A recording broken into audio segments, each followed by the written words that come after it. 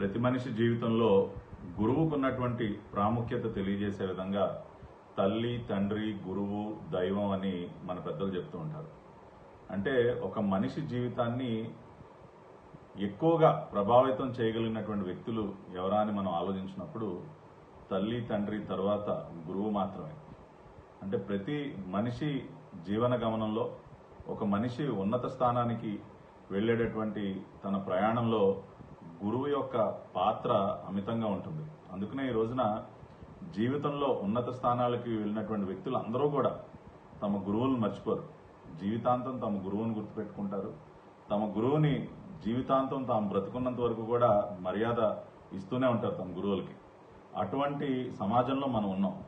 కానీ ఈ రోజున మన దౌర్భాగ్యం, ఈ రాష్ట్ర ముఖ్యమంత్రి అటువంటి ఉన్నత స్థానంలో ఉన్నటువంటి గురువుల్ని తీసుకెళ్లి వైన్ షాపుల బయట క్యూ లైన్లకి కాపలా వేయటానికి నించోబెట్టాడంటే నిజంగా మనందరం కూడా సిగ్గుతో తలదించుకోవాలి.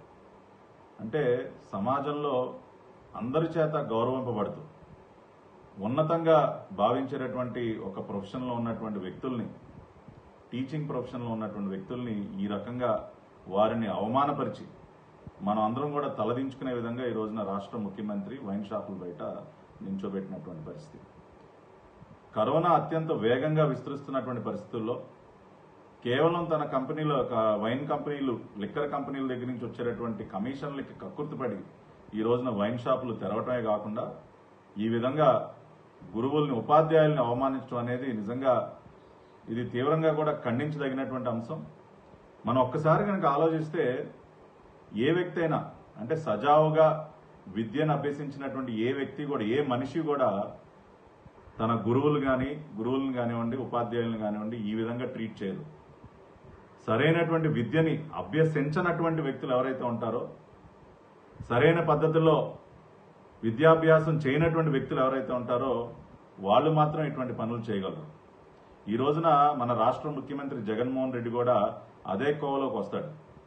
ఎందుకంటే ఈయన విద్యాభ్యాసంలో అనేక ఘనకార్యాలు చేశాడు. ఈయన ఆఖరికి అత్యంత నీచంగా 10వ తరగతి చదువుకునేటప్పుడు క్వశ్చన్ పేపర్లు దొంగతనం చేశాడు. శివశివాని పబ్లిక్ స్కూల్లో ఉన్నటువంటి క్వశ్చన్ పేపర్స్ ని దొంగతనం చేస్తూ, 10th క్లాస్ క్వశ్చన్ పేపర్లని దొంగతనం చేస్తూ అడ్డంగా దొరికిపోయినటువంటి వ్యక్తి జగన్మోహన్ రెడ్డి. అదేవిధంగా ఆ తర్వాత కాలంలో కూడా ఈయన గారేదో ఉన్నత విద్యను అభ్యసిస్తాడు, ఏదో ఒరగబెడతాడని చెప్పి తన తండ్రి అమెరికా పంపిస్తే నెల రోజుల్లోనే మోటాముల్లి సర్దుకుని తిరుగుటపాలో వచ్చేశాడు. అటువంటి గొప్ప చరిత్ర మన రాష్ట్ర ముఖ్యమంత్రిది. ఎందుకంటే ఈయనకి క్లాస్ రూమ్లో ఉపాధ్యాయులు చెప్పేది ఈయన బుర్రకెక్కదు. ఉపాధ్యాయులు అంటే గౌరవం లేదు కాబట్టి నాకు ఉపాధ్యాయుడు టీచర్ చెప్పేదాంతో నాకు అవసరమే ఉంది, 4 క్వశ్చన్ పేపర్లు కొట్టేస్తే అవి చూసి నేను ఎగ్జామ్ పాస్ అయిపోవచ్చు అన్న ఒక ఆలోచన ధోరణి కలిగినటువంటి వ్యక్తి జగన్మోహన్ రెడ్డి. అందుకనే అటువంటి తప్పుడు పనులు చేస్తూ దొరికిపోయాడు. ఎప్పుడు కూడా ఇంగ్లీష్ మీడియం అని ఎగిరెగిరి పడుతూ ఉంటాడు. మరి ఈయన గారు అమెరికాలో అక్కడ యూనివర్సిటీల్లో క్లాస్ రూమ్ లో చెప్పేటటువంటి ప్రొఫెసర్లు చెప్పేటటువంటి ఇంగ్లీష్ అర్థం కాక మరి పారిపోయి వచ్చేసాడని ఎవరికి తెలియదు. ఏ రోజన్నా జగన్మోహన్ రెడ్డి ఏ యూనివర్సిటీలో చదువుకున్నాడని ప్రశ్న అడిగితే దానికి సమాధానం దొరకదు.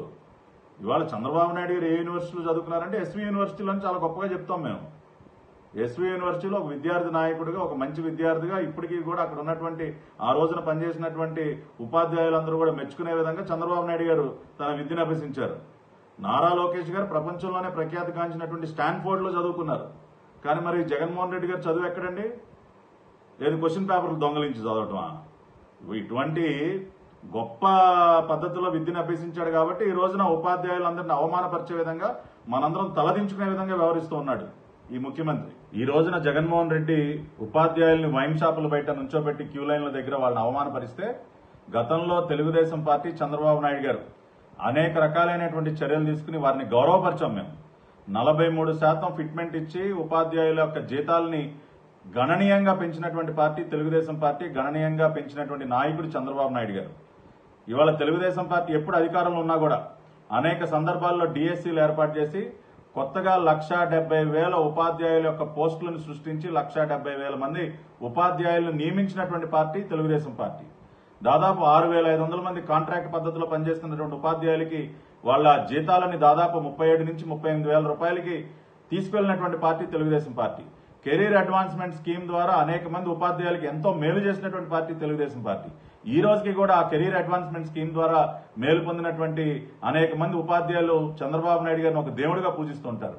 అంతేకాకుండా ట్రాన్స్ఫర్లు జరిగేటప్పుడు ఎటువంటి రికమెండేషన్లకి తావు లేకుండా కేవలం మెరిట్ ద్వారా సీనియారిటీ ద్వారా ఉపాధ్యాయులకి ట్రాన్స్ఫర్లు జరిగే విధంగా చేసినటువంటి పార్టీ తెలుగుదేశం పార్టీ. ఈ విధంగా మేము అనేక రకాలైనటువంటి కార్యక్రమాలు చేపట్టి ఉపాధ్యాయుడి యొక్క గౌరవాన్ని మేము పెంచితే ఈ రోజున ఈ రాష్ట్ర ముఖ్యమంత్రి ఏం చేస్తా ఉన్నాడండి? ఈ సంవత్సర కాలంగా ఏ విధమైనటువంటి చర్యలు ఏమైనా తీసుకున్నాడా? ఉపాధ్యాయులకు మేలు జరిగే విధంగా ఒక్క చర్య అయినా ఈ రోజున వైఎస్ఆర్సీపీ ప్రభుత్వం తీసుకుందా? చేయాల్సినవి చేయకపోగా ఈ రోజున వీళ్ళు ఏం చేస్తా ఉన్నారు?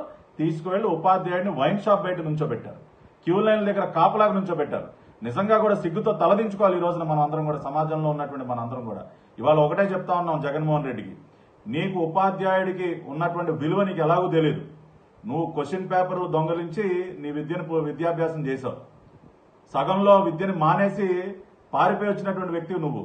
కాబట్టి నీకు ఉపాధ్యాయుడిని ఏ విధంగా గౌరవించాలో నీకు తెలియదు. ఇప్పటికైనా నువ్వు తెలుసుకో. ఒక వ్యక్తి జీవితంలో ఉపాధ్యాయుడికి ఉన్నటువంటి సముచితమైనటువంటి స్థానం ఏంటో నువ్వు తెలుసుకో. ఉన్నత స్థానాలని అధిరోహించినటువంటి వ్యక్తులతో నువ్వు మాట్లాడు, వాళ్ళు చెప్తారు వాళ్ళ జీవితంలో ఉపాధ్యాయుడు ఏ విధమైనటువంటి పాత్ర పోషించాడో, వాళ్ళు జీవితంలో పైకి రావడానికి ఉపాధ్యాయుడు ఏ విధంగా తోడ్పడ్డాడో ఈ రోజున ఉన్నత స్థానాల్లో ఉన్నటువంటి ఏ వ్యక్తినైనా అడిగి నువ్వు తెలుసుకో జగన్మోహన్ రెడ్డి. కాబట్టి ఇప్పటికైనా నువ్వు అలవాటు చేసుకో. ఈ రోజున సమాజంలో ప్రతి జీవితంలో కూడా ఒక మంచి పాత్ర పోషించినటువంటి ఉపాధ్యాయుడిని ఏ విధంగా గౌరవించాలో నువ్వు తెలుసుకుని అలవాటు చేసుకోమని ఈ రోజున జగన్మోహన్ రెడ్డికి మేము హితవు చెప్తూ ఉన్నాం. భవిష్యత్తులో ఈ విధంగా నువ్వు ఉపాధ్యాయులను అవమానపరిస్తే చూస్తూ ఊరుకునే ప్రసక్తే లేదు. నీకు రాజకీయ పార్టీగా మేమే కాదు ప్రజలు కూడా బుద్ధి చెప్తారని ఈ రోజున జగన్మోహన్ రెడ్డిని హెచ్చరిస్తూ ఉన్నాం.